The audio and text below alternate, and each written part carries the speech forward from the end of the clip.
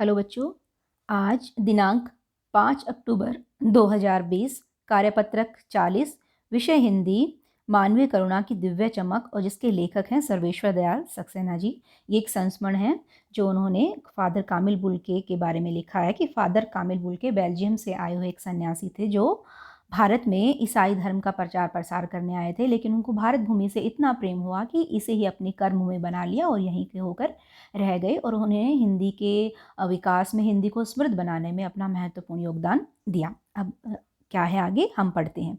बच्चों, अब तक आप फादर कामिल बुल्के के बारे में कई बातें जान चुके हैं। अब आगे पढ़ते हुए उनके व्यक्तित्व के बारे में कुछ और जानने की कोशिश करते हैं।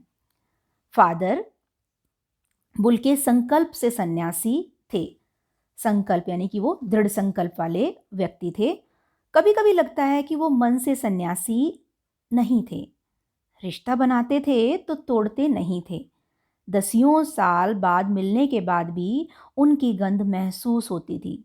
वह जब भी दिल्ली आते ज़रूर मिलते, खोज कर, समय निकाल कर, गर्मी सर्दी बरसात झेल कर मिलते, चाहे 2 मिनट के लिए ही सही। यह कौन सन्यासी करता है? उनकी चिंता हिंदी को राष्ट्रभाषा के रूप में देखने की थी।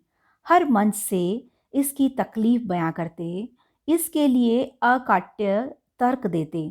बस इसी एक सवाल पर उन्हें झुंझलाते देखा है और हिंदी वालों द्वारा ही हिंदी की उपेक्षा पर दुख करते हुए पाया है। घर परिवार के बारे में, निजी दुख तकलीफ के बारे में पूछना उनका स्वभाव था और बड़े से बड़े दुख से उनके मुख से सांत्वना के जादू भरे 2 शब्द सुनना एक ऐसी रोशनी से भर देता था जो किसी गहरी तपस्या से जन्मती है। हर मौत दिखाती है जीवन की नई राह। मुझे अपनी पत्नी और पुत्र की मृत्यु याद आ रही है और फादर के शब्दों से झरती विरल शांति भी। तो ये उनके व्यक्तित्व पर प्रकाश डाला है उन्होंने।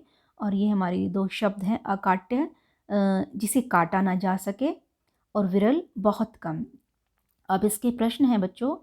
पहला प्रश्न है कि लेखक को ऐसा क्यों लगता है कि फादर मन से सन्यासी नहीं थे? क्योंकि जो है लेखक लगाव बहुत रखते थे। इसका उत्तर यहाँ पर है बच्चों कि सन्यासी लोग किसी से लगाव नहीं रखते हैं, लेकिन फादर जब रिश्ता बनाते थे तो तोड़ते नहीं थे। सालों बाद मिलने के बाद भी उसकी गंध महसूस होती थी। इसलिए लेखक को लगता है कि फादर मन से सन्यासी नहीं थे। प्रश्न नंबर 2 है, फादर जब भी दिल्ली आते थे तो क्या करते थे?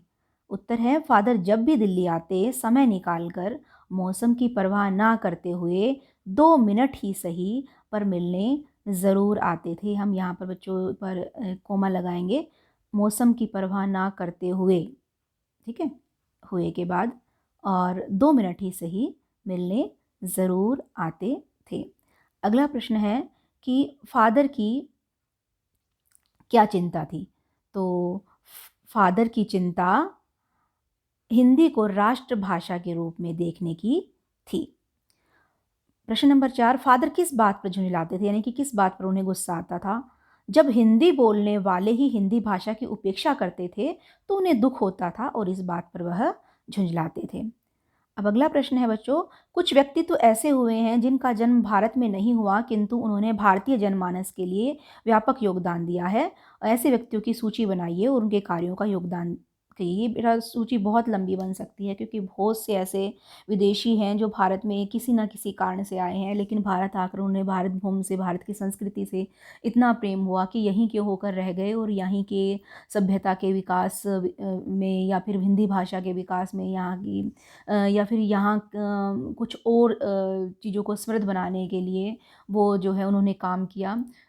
तो हम इसमें से कुछ एक व्यक्तियों के सिर्फ नाम पढ़ते हैं, कुछ एक व्यक्तित्व के, और 2 व्यक्तित्व के बारे में थोड़ा सा विस्तार से जानने का प्रयास करते हैं। तो उत्तर है, फादर कामिल बुल्के के अतिरिक्त बहुत से ऐसे व्यक्तित्व हैं जिन्होंने भारतीय जनमानस के व्यापक योगदान में अपनी भूमिका निभाई है, जो निम्नलिखित हैं। Professor Lothar Lutze, Aleksandar निकोलयेविच सिंकेविच, इम्रई बंघा, Mariola ऑफेद्री, Gillian Wright और जॉर्ज अब्राहम ग्रियर्सन और मदर टेरेसा। अब यहाँ पर भी कोमा लगाएंगे, ये अलग अलग नाम है। जिलियन राइट ये एक नाम है, इसके बाद जॉर्ज अब्राहम ग्रियर्सन अलग से है। तो अब इनमें से हम मदर टेरेसा और जो है जॉर्ज अब्राहम ग्रियर्सन के बारे में थोड़ा सा विस्तार से पढ़ेंगे। सबसे पहले ये मदर टेरेसा के बारे में। तो मदर टेरेसा के बारे में कि इनका जन्म जो है मैसिडोनिया में हुआ था, और Mother Teresa Roman Catholic nun थी। ये वहाँ पर भी एक नन थी, सन्यासी थी एक तरह से, जिन्होंने स्वेच्छा से भारतीय नागरिकता ली थी। उन्होंने कोलकाता में मिशनरीज ऑफ चैरिटी की स्थापना की और उम्र भर गरीब, अनाथ, बीमार, मरते हुए लोगों की सेवा की। उन्हें नोबेल शांति पुरस्कार के अलावा सर्वोच्च भारतीय नागरिक सम्मान भारत रत्न से भी सम्मानित किया गया है। तो ये नोबेल पुरस्कार विजेता थी मदर टेरेसा थी। अब हैं जॉर्ज अब्राहम ग्रियर्सन। तो ये लगभग 1870 में ICS होकर भारत आए थे, जब भारत पर विदेशी शासन था, ब्रिटिश सरकार के अंडर आए थे ये। तुलसीदास और विद्यापति के साहित्य का महत्व प्रतिपादित करने वाले वो संभवतः पहले अंग्रेज विद्वान थे।